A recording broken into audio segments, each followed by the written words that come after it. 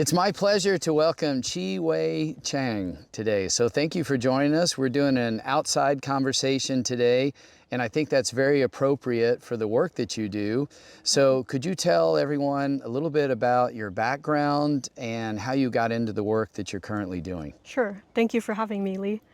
I actually did not start off in nature anything at all. I started off my career in international relations and languages, and then moved into the languages world with translations, and then later on into localization for tech companies, which is adapting content for international markets, cultures, languages.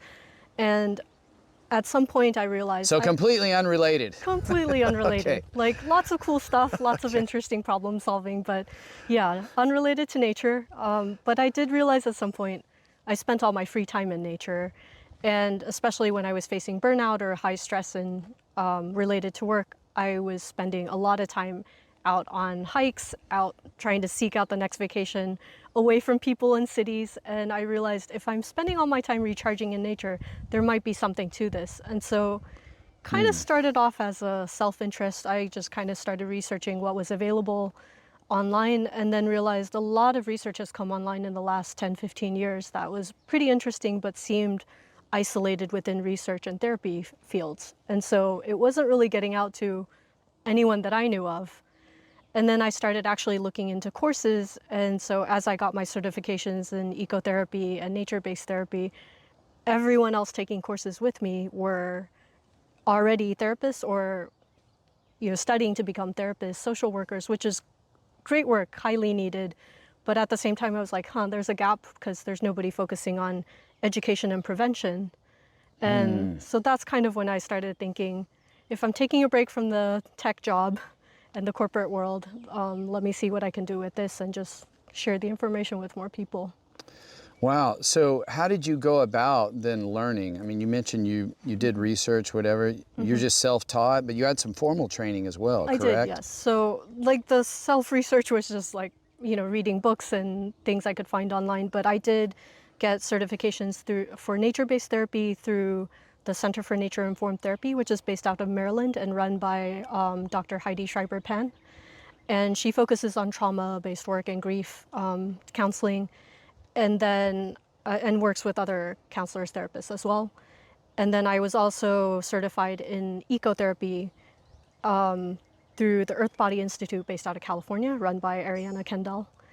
And so I kind of like to call those like the thinking, feeling sides of nature-based therapy, and they're different modalities to different problem sets and different needs, but kind of using nature as the common thing. And we're going to get into it obviously a lot more, but Yeah. if you were going to use just one phrase or term to sum up your work, is it nature immersion, or how would you describe it? It's kind of not one word, it's a little long, but it's nature immersion and mental health. And it's important to combine the two because I think the only people combining them right now are therapists. And I think it's helpful for everyone just on a daily basis and for everyday people to understand the link between the two and why and how we should be in nature to help our own mental wellness.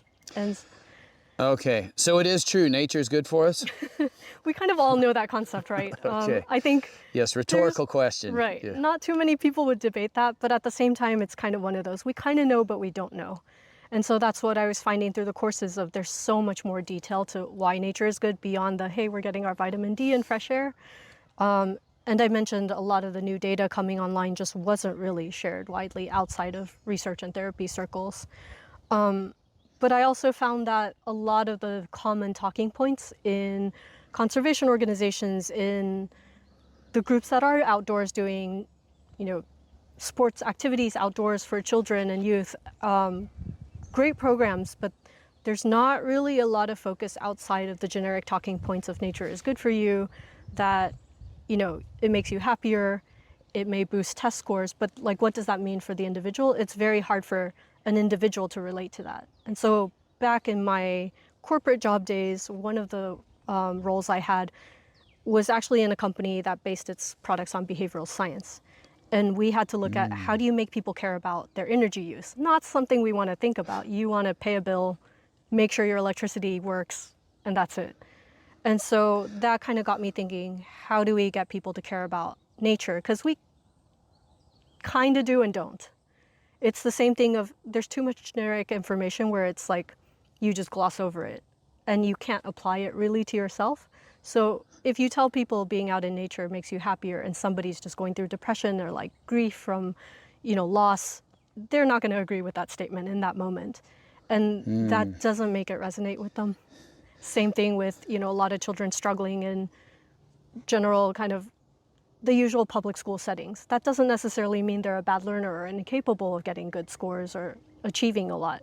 But those parents might not think, well, we're spending time in nature. This isn't doing much for our kid. Yeah, it's funny, you were talking about energy use. When you first said that, I was thinking, not so much in the terms you were describing, but human energy, which again, nature can revive us. But can you describe the problem maybe in a little more detail or depth, and particularly as it relates to modernity? So, Sure. as you know, this recent, I'm going to call it recent, if you want to take a anthropological view, certainly a geological or cosmological view. Right. It's only been in the last few years that, we've had this huge change in the way people live and interact with nature. So can you talk about that a little bit more? Yeah. So on an evolutionary scale, we have spent so little time in nature that it's kind of hard for us to even visualize because the human brain doesn't think in timelines at scale. And so the problem is that we evolved out in nature. Even if you're only looking at Homo sapiens and not even our bipedal ancestors before that, just Homo sapiens, the 300,000 years, really anthropologists will say we really started spending time mostly indoors as a species around the time of the Industrial Revolution, which is less than 0.001%. Correct me if I'm wrong on that math, but No, well, do you mind, you give an analogy or metaphor, I've seen you in your classes, where you put a bunch of people together, like Right. 15 people, and have them So hand to hand. if you imagine 10 people with their arms outstretched, 10 average adult humans with their arms outstretched from end to end, the fingertip to fingertip, if that represents 300,000 years, where would you have guessed we started spending time predominantly indoors? I mean, I'm an engineer by background, math. I didn't know exactly when you said this, but near the end of the last person, the hand probably, but I think it's even more than that, right? Hand is a good guess because some Okay. people were guessing last person, maybe like Right. half the body width or something. But it's actually the white part of the fingertip on the longest finger. And so that kind of gives you a visual scale of how... So 10 people lined up hand to hand, outstretched. Yes. Only the last part of the white tip of the fingernail is when we've had this change. Right. That's and so incredible. If you think of the entire evolution of how our bodies, how our nervous systems, how our brains developed, and all the processing inputs we had before that, all of that was outdoors. So our nervous system developed around everything outdoors. So you put a human indoors, things scramble up a little bit, to put it lightly. Is it fair to say we're running a radical unknown experiment? It's becoming a little more well-known now at this point. And so Richard Louv famously described this as the nature deficit disorder, and a lot of people have called it the need for vitamin N for nature, obviously. Oh, I love that. And so there's a lot more research being done in how is this affecting people, how is this affecting children who are spending less and less time outdoors and on screens. And screens in particular really trigger our sympathetic nervous system and set off our fight and flight mode. And so I like to compare it to... Wow, really? Yeah. Okay, sorry, just interject, but I'm reading this book now, The Anxious Generation, and he talks about, particularly with social media, what that's done and the dopamine and all that. Right. But I hadn't thought about it in the terms you just described. So really, that just the screens it evokes that response, the fight or flight. And so pretty much everything indoors that's artificial does that to us. All the urban noises, everything man-made. So if you think of that meme with the dog sitting in a house on fire with a cup of coffee going, this is fine.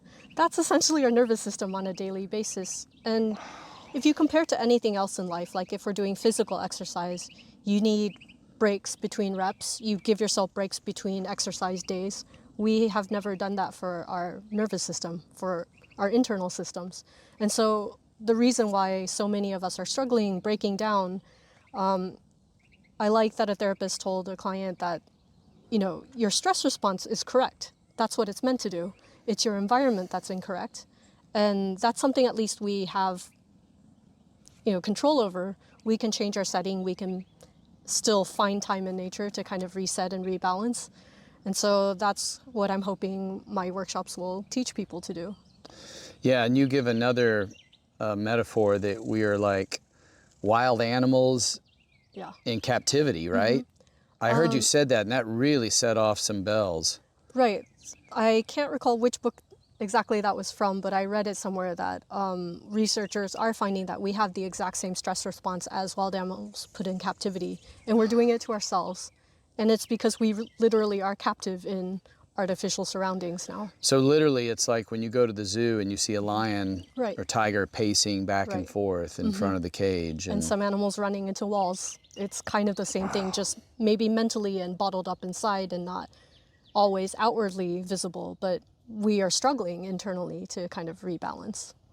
Yeah, there's a meme I saw a couple of years ago, a guy who's a filmmaker. He does these little shorts, animations, and he did one, I don't know, New York City or whatever, but he had everybody as rats and running around Christmas shopping and this whole thing. It's really funny, and it was terrifying at the same time, but I hadn't really thought of it in those terms until you said that, but that's kind of scary, actually. I mean, that we're, and it makes a lot of sense. You read all these studies about, levels of depression, anxiety, and particularly in younger people. And, I know nature is good for us, but when you really think of it from that standpoint of like wild animals in captivity, that really is an alarm bell. It is an alarm bell, but I also try to make sure that people see the joy that nature brings us, and kind of we'll go through some of the concepts that therapy covers nowadays later on, but there's a lot that's just like we've lost the wonder in life, and nature can bring that back. And for me, it's been fascinating to learn all the mini fun factoids about what nature does for our nervous system, and I feel like there's something about that can be shared with everyone, that it doesn't have to be all doom and gloom. There's a lot of joy in it, and there's a lot of, we're rediscovering ourselves. Well, the other aspect I really like about your work is that, we know it's good for you, obviously, and we're going to talk more about that in specific practices, but also you're tying it to the neurophysiology and how it actually affects the body and really the science behind it. Right. And, there's a lot of practices like forest bathing and these other things. Or, I do something in my courses, bird sits, but I appreciate that you give concrete explanations as to why that's helpful, because I think that helps not only legitimize it, but it also just helps people understand it and like, oh no, this isn't just something that's a nice to have, it's something I really need to do for my well-being. Right. And actually to understand when to do it. And when to do it, and for the people around me who have to bear me, it's not just, hey, it'd be nice if we could, once in a while. It's really something we should incorporate into our lifestyles, our daily habits, right? Yeah, and intentionally plan your next vacation around. If you're enjoying this video, click on the link in the description below where you can download a free resource and check out our website for a list of online courses on this topic. Also, don't forget to hit the like button and subscribe to this channel. Now back to the show.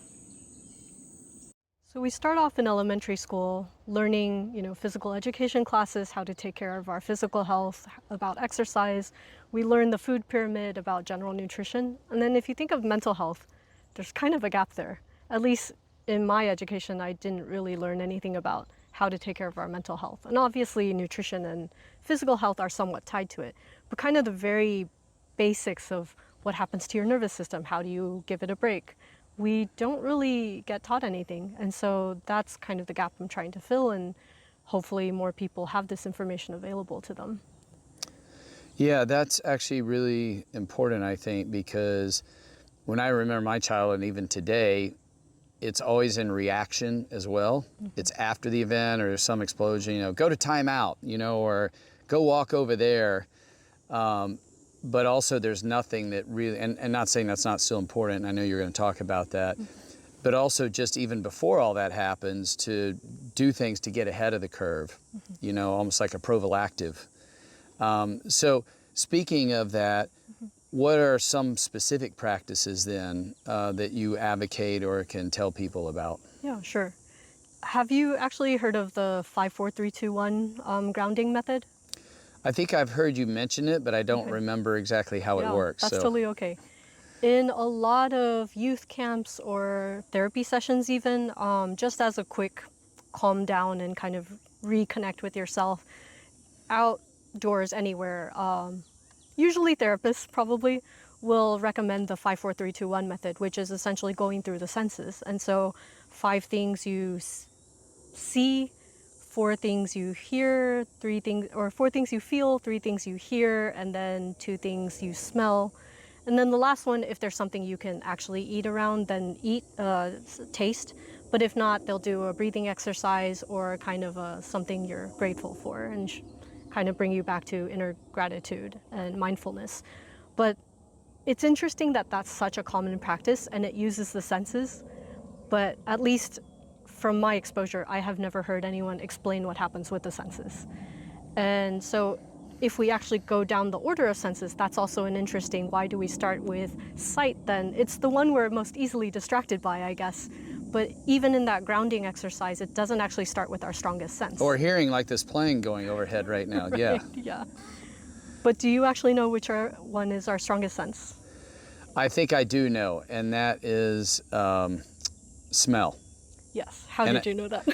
I heard it a long time ago, Yeah. and actually just experientially, and I remember reading this or something, but I know it's closely tied to memory, that particularly for smells that are very unusual or maybe only once in a while or back in your childhood.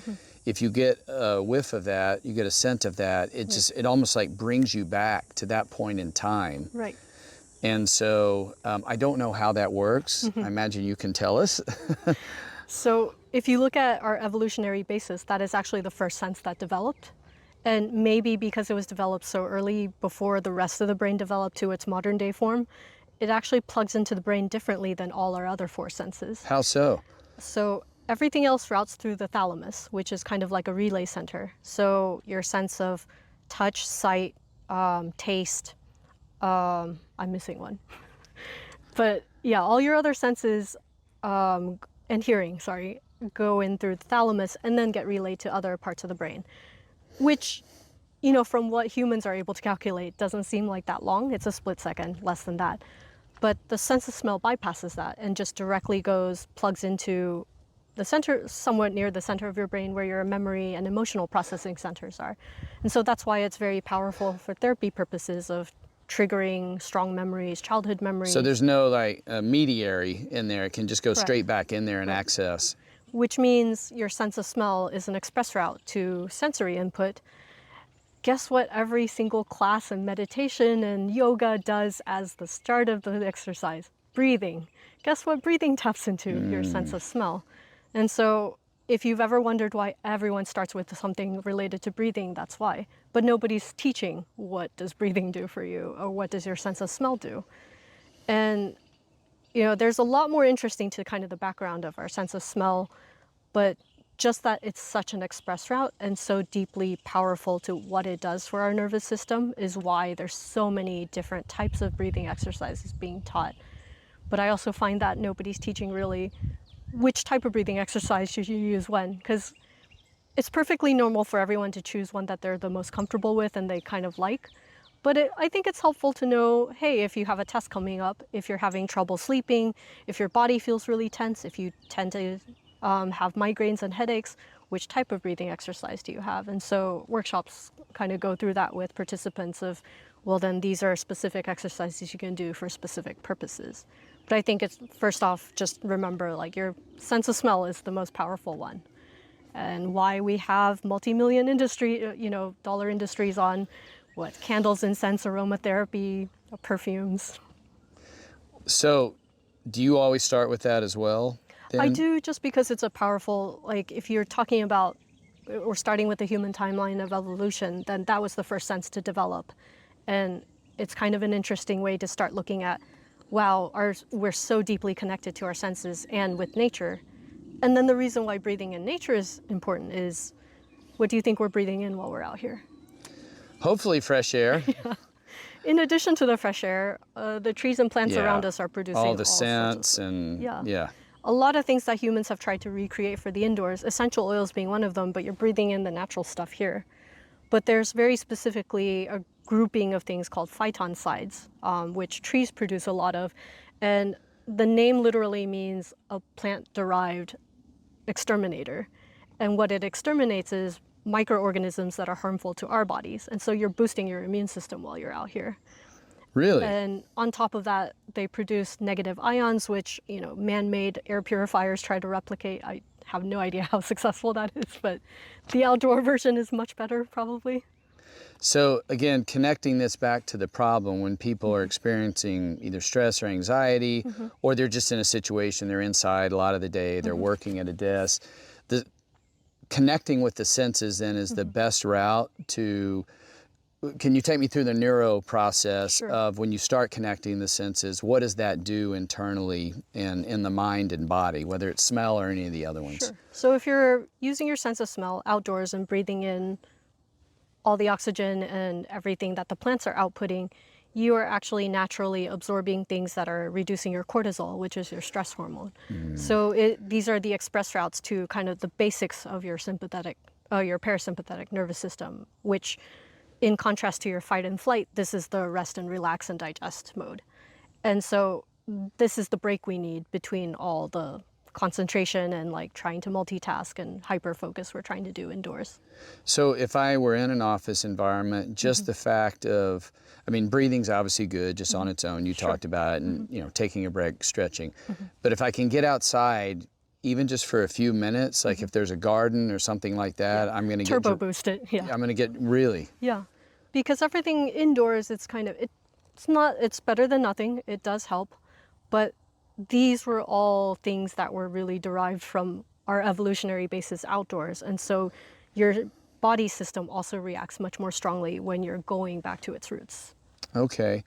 So in addition, then you start with breathing and you have specific recommended ways. And I know you in your teachings, and we'll talk about that later. But some of the other things that you're developing about how to do these, right? You don't just say go breathe, but there's specific mechanisms or Right. ways of doing it to really get the most out of it. Is that right? Yeah, so I walk people through different types of breathing exercises, what the purposes are, kind of what scenarios would be good to use them, and for people that already have kind of a chosen favorite, encourage them to try different ones and experiment for themselves of, do you feel a difference? Because there are different purposes and different uses. So if you're trying to use, the breathing method for concentration when you're trying to go to sleep, it's probably having somewhat of an opposite effect, even if all of these do lower blood pressure and lower your heart rate. But the impact on what it's doing for your brain focus is very different. And they're simple to do. I'm assuming it's breathing, Yeah, but it's breathing, so okay. comes pretty I naturally. don't have to hold my most. breath for 3 minutes, right? Not quite that long. Okay. There are some exercises that kind of try to push your limits a little bit, but no, nothing drastic. Okay. No, I remember in hearing you speak before and going to one of your seminars, outdoor, of course, there are different techniques. They are simple to do, but they do elicit different effects or responses. So depending on what you're feeling or whatever you think you need in that moment, you can actually select something that's appropriate, that's very simple, and it's quick, right? It doesn't take very long. Right. I mean, you can find YouTube videos of, doctors hooking themselves up to heart rate monitors, blood pressure monitors, and generally speaking, for breathing exercises, within 30 seconds, you see all the measurable stress signals drop. And then within 2 minutes of consistent breathing, everything is pretty consistently calm. Do you have a recommendation in your own life? Like, is this something people should do throughout the day? Like take these breaks or is it just kind of as needed basis, or when you notice I'm stressed or having a bad day, whatever? I think I can't say for the average person. I don't know.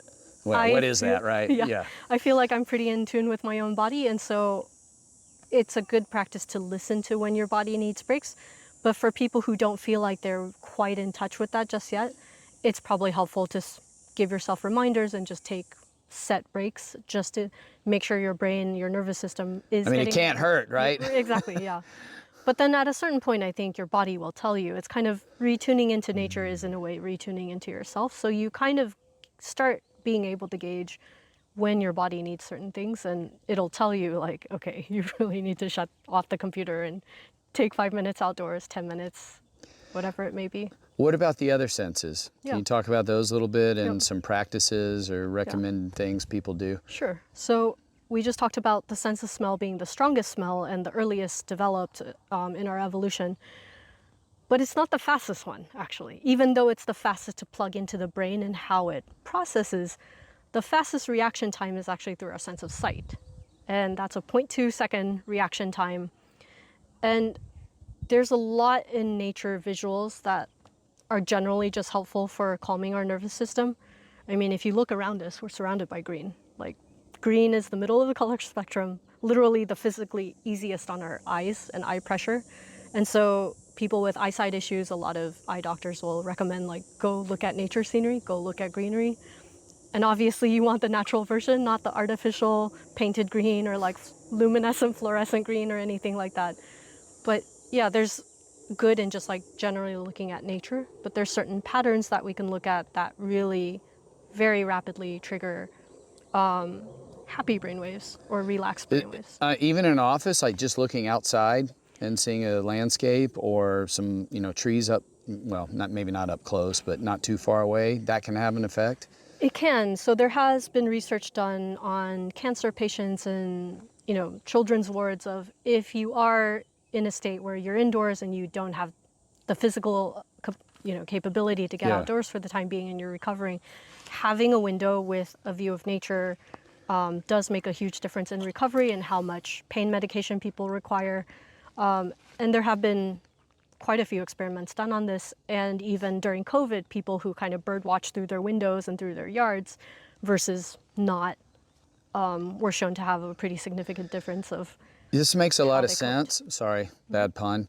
I never thought about this before, but it's just natural for me, particularly on a stressful day, just to look out the window. I'm fortunate I have a kind of a nice view of the hills and greenery, or get up and walk and go over to a window over here. And I never really thought why, but it does seem to have, I mean, it's not as good obviously as going for a walk out in a place like this, but it does seem to have at least some effect. If you're enjoying this video, click on the link in the description below where you can download a free resource. And don't forget to hit the like button and subscribe to this channel. Also, check out our website where you can sign up for the Naturalist Training Program to get lessons like this in a variety of skills, as well as see a list of our online courses. Now back to the show.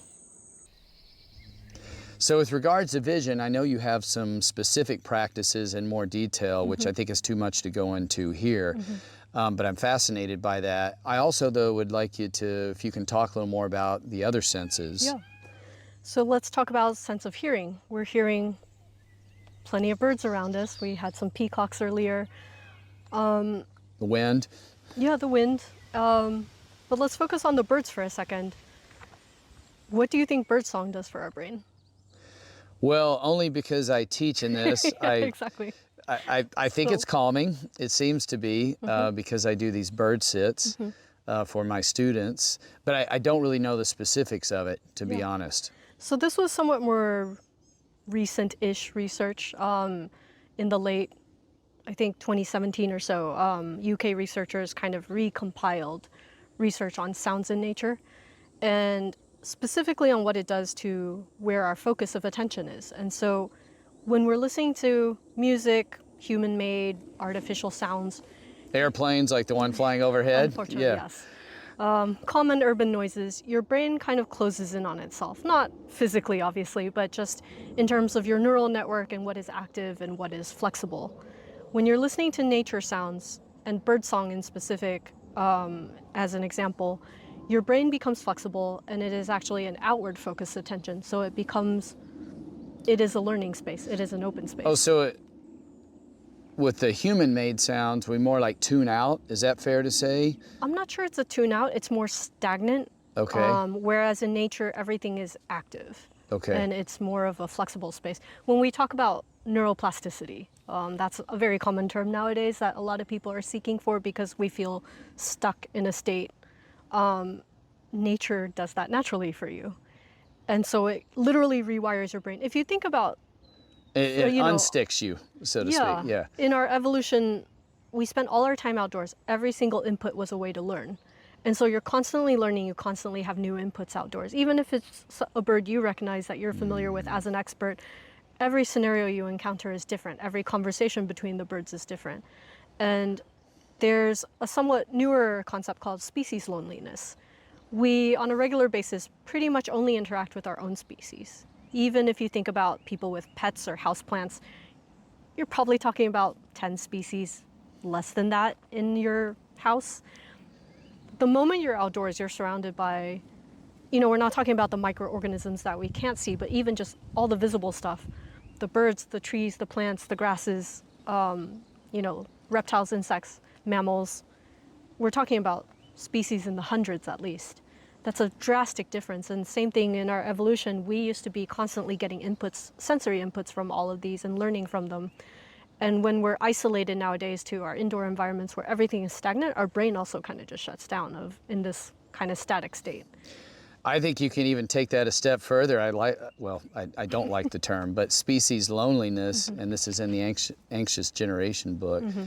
The social media world, Facebook, you're not getting direct person-to-person interaction. He talks about that. So what you're talking about in your work is even expanding that. Obviously not replacing human connection, but you need plants and animals as well. And so we're going in like the total opposite direction.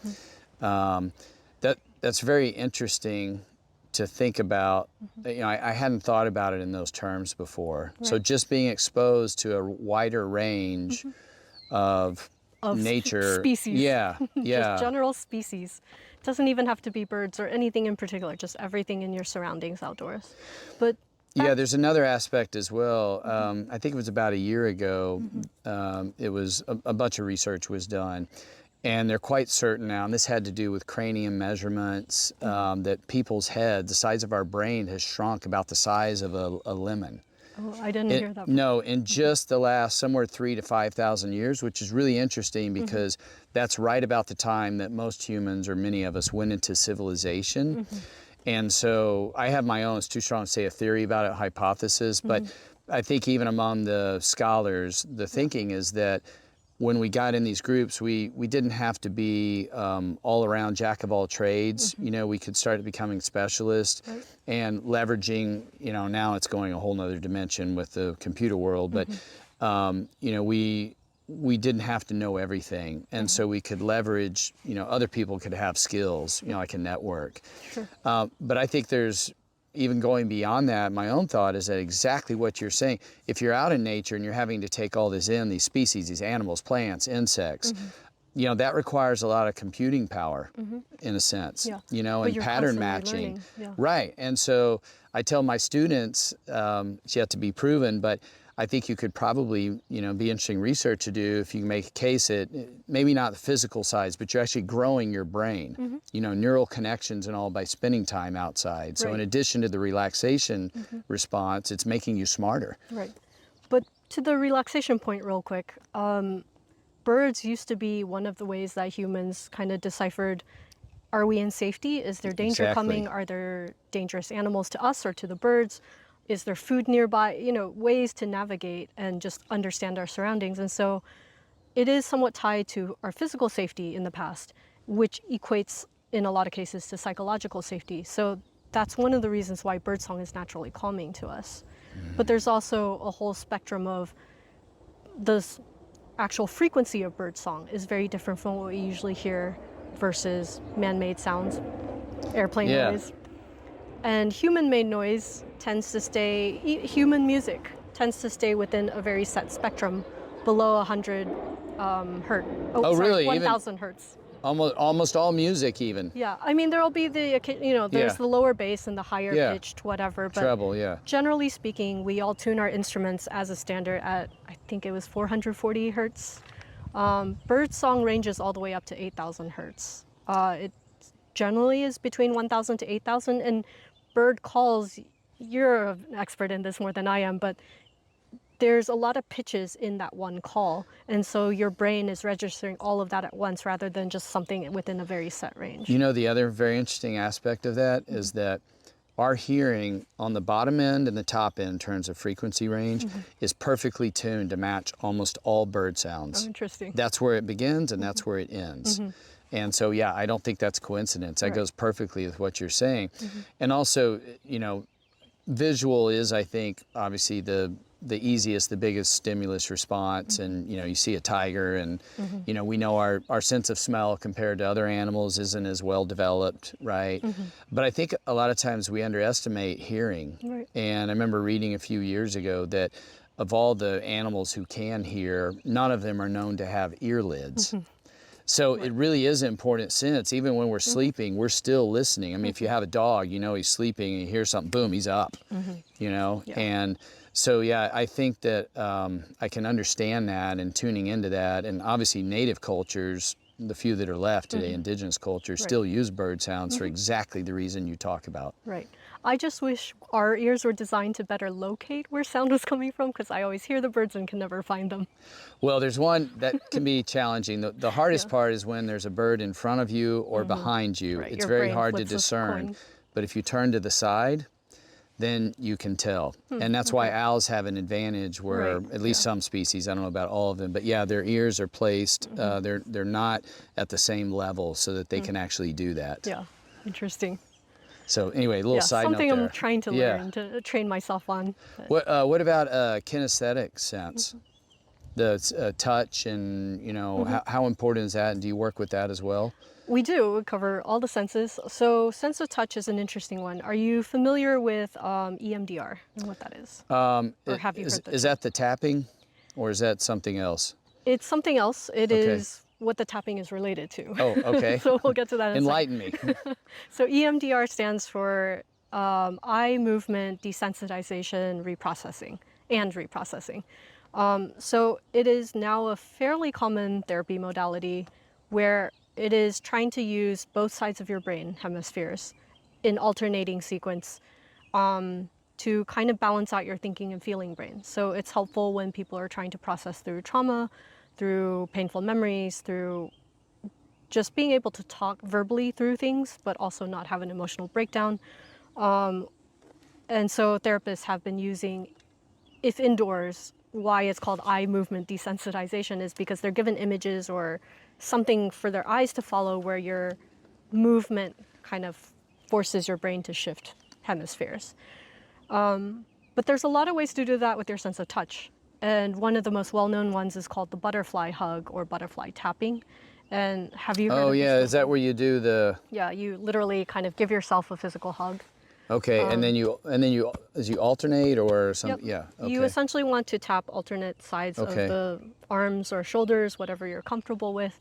But this was developed developed, kind of more defined and written down and named after a hurricane in 1998. And the therapists working there realized that there needed to be a way to calm people down in the field. So you're not going to grab a computer and show them a screen and have their eyes follow some movement. And that was, before computers were as, I guess, portable. But there's a lot of ways with physical touch that taps into your sensory inputs. And in terms of, where our nerve endings are in our fingertips, in the bottom of our feet, there's a lot that we can do with what plugs into kind of our baseline sensory receptors and how to calm our nervous system that way.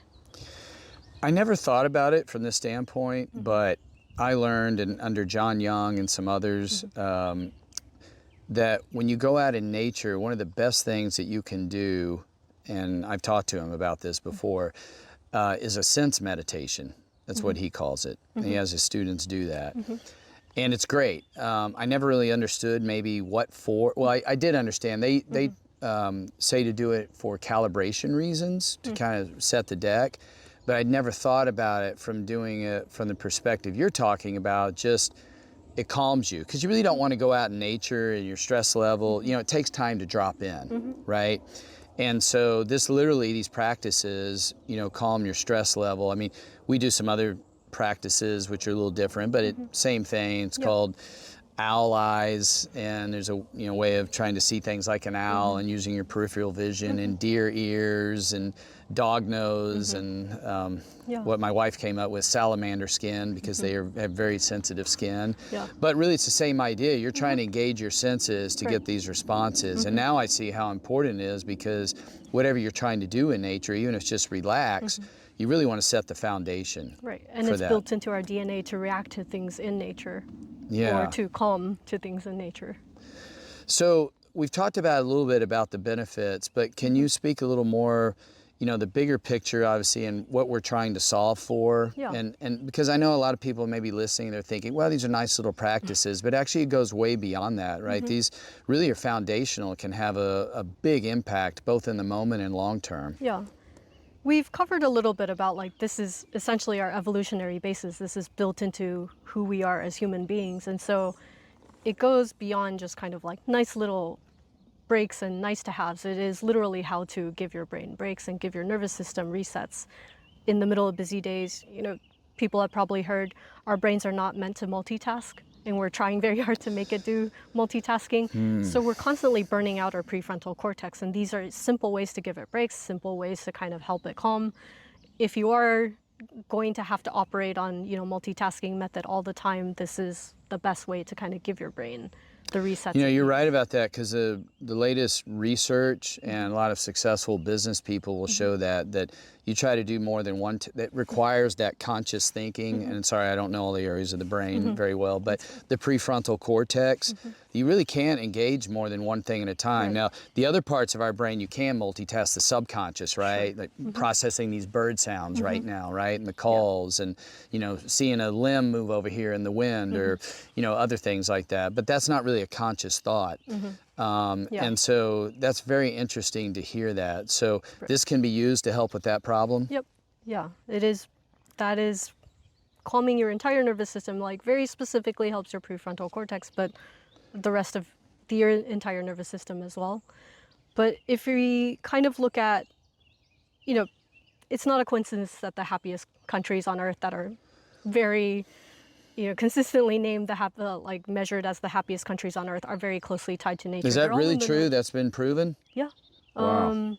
The Nordics even has a happiness research center, and I don't know that they focus on nature. That sounds so like much, something they would do, but yeah. Yes. But yeah, I think Finland is usually number one. Okay. I might need to double check what's the current list, but yeah, Finland, Sweden, Denmark are usually the top three. I remember reading some about this in the Geography of Bliss, a book.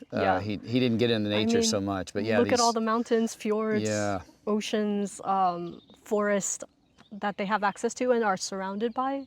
They have the northern lights up there. They have the long dark winters, but I think the northern lights probably make up for it. Yeah, that's true. Yeah, but that's their light therapy. Yeah. Yeah. But if we kind of take a look at, we might have touched on a few of these, but the very common things being addressed in therapy nowadays are how high is our stress and distress tolerance? Spoiler alert, very low. And that's becoming lower as we isolate ourselves indoors, because a lot of what made our brain, talking about neuroplasticity, what made us flexible, what made us like open to and capable of learning and accepting new things and just being fluid with how we're solving problems and facing challenges used to all be based outdoors. And all the inputs that required or like really helped our brain to be rewiring constantly and be flexible were outdoors. Like when we were talking about listening to birdsong and listening to outdoor nature sounds. And if we're stuck indoors all the time listening to artificial sounds, not the same effect. Even if music tends to kind of make us temporarily happy, that's a very different trigger.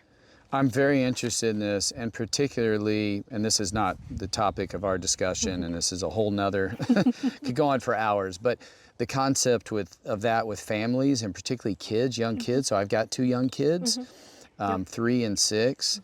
And yeah, the whole indoor thing, and I've tried to read as much as I can and learn. I try to get them outside as much as I can. My daughter's in an outside camp right now and learning a lot of these traditional indigenous skills.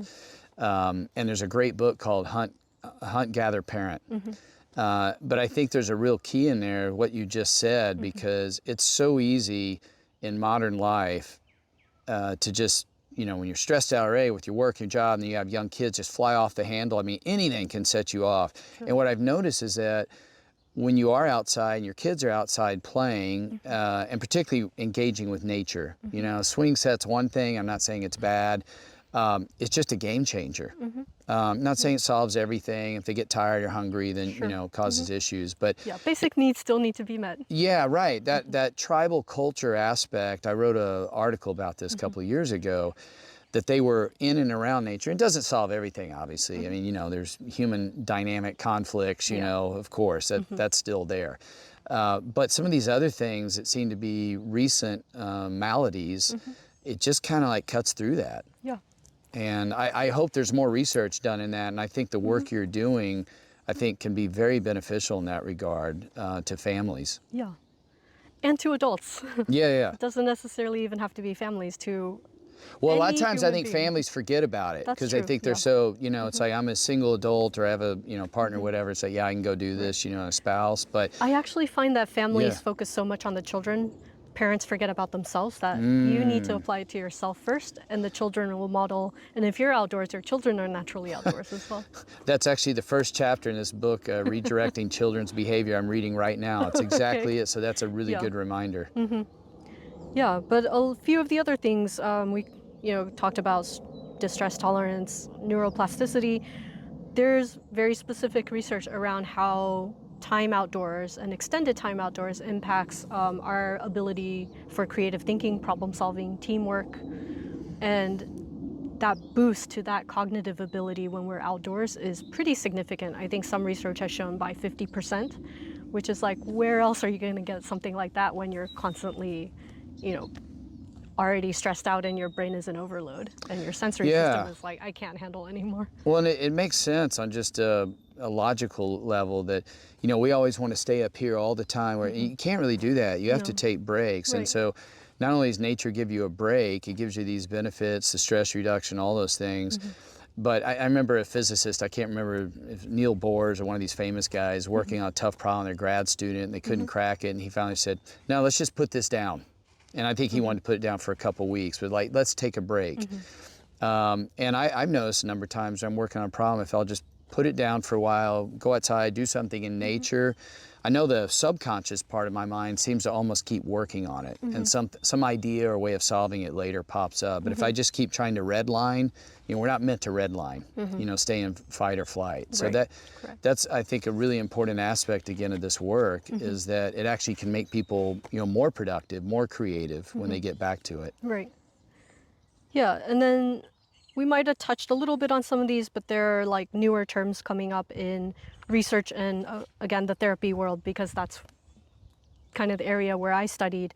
But we talked about species loneliness, of just being isolated to the human species rather than being surrounded and getting input by hundreds of species. But there's also the idea of perspective shifting. We used to be, reading signals from birds, from other animals, from just different life forms, and understanding different perspectives, different styles of life, different ways to find food. And now we are, again, stagnant in kind of what we're used to in our little human bubble. And even though we're getting different inputs in terms of, emails we receive, text messages, what our conversations might be, the types of input, even if we think we're facing difficult challenges, are kind of stagnant in a way. They're kind of within a very set realm. In nature, everything is constantly shifting and changing and flowing, and the way our brain reacts to that is very different. And so the ability for children in particular to develop this, of understanding different perspectives and being able to shift between them and be more flexible in their thinking, is really key to, like, if you're outdoors in nature, that can boost that by quite a bit. Well, and again, I know it's not the focus of your work, but I think this whole topic, it just checks so many boxes. Mental well-being, stress reduction, increased productivity, creativity when you are working. But the other thing is just physically good for you. Getting out and moving, right? And using your body and burning calories and being in touch with your body. It just makes, perfect sense to me. And I think as well as you were talking about yoga earlier, but I actually, nothing against yoga, but I just like being in nature and feeling my body in that, you know, and moving and the whole idea of body awareness, you know, There feeling might, my feet on the ground if you can be in right. a place where you can walk barefoot. There might be a reason why some yoga studios are trying to do more outdoor classes, just kind of combine the two, and that might be beneficial, especially if they're doing all their breathing exercises outdoors. Yeah. And are you a proponent, by the way, of people, you know, when they can, walking barefoot in nature and taking their shoes off Oh so yeah, that you're there's whole actually... studies around that we could get into more detail on, but yeah, there's very specific, specifically if you look up the term earthing, we have an electrical charge in our body. When we used to walk the earth barefoot, we would have a chemical and energy exchange with Really? natural ground, and we're in chigger season right now with all Yeah, sorts of things around us, so right. we are, all buttoned up with, long socks pulled over. But yeah, ideally if you're in a space, beaches are great, you can walk barefoot on the sand, but if you have an opportunity, I mean, Europe is building in trails where it's designed for walking barefoot on, and I wish Well, we and would you can be start smart doing some about of it. those Even things. like we have chiggers around here, you know, the native peoples didn't walk through high grass this time of year, Yeah. right? You know, you can be smart about it. Right, sure. Do you want to explain what chiggers are for the people who are not based in Oh, yeah, Texas? well, no, I think we'll save that for the remedies thing. But no, there's Sure. just a lot of biting insects. Yes. We'll leave it at that. They Right. can be very itchy. Yeah. And one last thing I want to touch on in this before we kind of wrap up here, but again, I think this goes without saying, but this is applicable to any culture. Doesn't matter your race, where you're from, your background, right? As my friend says, it's part of universal human knowledge, correct? Or behavioral It practices. is, because we all evolved outdoors, and I think in modern day society, I mean, I'm Asian. My parents are from Taiwan. We speak Chinese at home. There are a lot of East Asian cultures, other people of color, cultures of color, who are not as expressive about emotions. We didn't grow up in a culture that was like, emotions, what are those? Let's Yeah. just pretend they don't Right, exist. yes. And I so, lived over there for 2 years. Yeah, I remember that. Yeah. yeah, nature is a great way for communication without the verbal limitations or the verbal requirements. This used to be a way we communicated and understood and learned. And therapists are actually the therapists who do nature-based therapy are leveraging nature because they're realizing some of the things that are buried deep inside that cannot necessarily be verbalized, or working with young children where they don't have the vocabulary to express themselves. Nature is a great medium to kind of communicate through visual cues, through kind of placing objects, through different just movements. You can kind of read body language, and so I'm going to make a plug here on Yeah. that.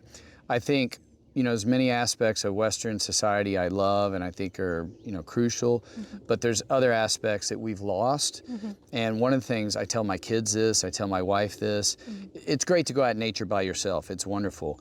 But when you go out with other people, and I've done this before, you can be silent. And a couple of the very best experiences I've ever had have been on silent walks where there's been other people there. You're right, there's just some sort of unspoken communication and connection that happens that goes beyond speech, and it can be very powerful. Right. There's kind of the constant discovery going on. We're listening to so many different types of birds around us. You might finally see a species that has always eluded you. And there's that moment of kind of joy and awe that you share. And that's very hard to find and replicate indoors. And so even if it's a silent walk, you're kind of sharing in that moment. And that's Yeah, and, really and just the powerful. facial expressions, you know, okay, we don't want to disturb the animals, we're going to be quiet, but you can look at someone, I mean, you know, people, unfortunately, but, you know, in time of war, when they've been out, you know, they'll tell you, you know, when they're out and you have the point person and he's communicating, everybody's watching. I mean, there's an incredible amount that can still be exchanged. And I don't think we spend enough time on that. And it's very powerful.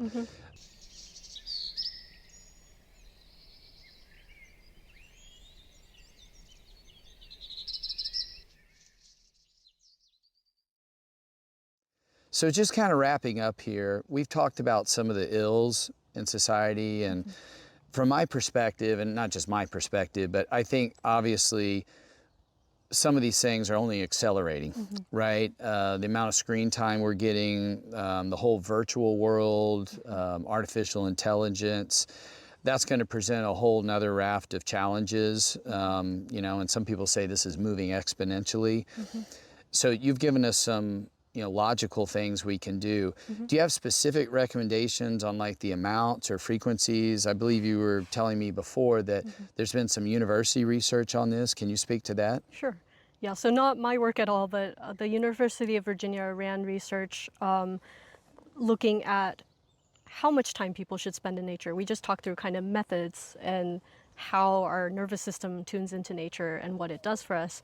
But very specifically, these researchers put together a diagram, kind of like you see for the nutrition food pyramid and what doses should be for each food group. We have doses of nature. And so they have a pyramid where on a daily basis, they recommend 30 minutes outdoors. Doesn't have to be anything fancy. It can be your backyard, can be something nearby, urban park, something landscaped by man. That's totally fine. And then as you go up the tiers, it slowly, it recommends you get further and further out away from urban distractions and noise. Here, we have airplanes passing by overhead. We're pretty secluded in terms of visually and like the amount of birds and animals and insects definitely around us.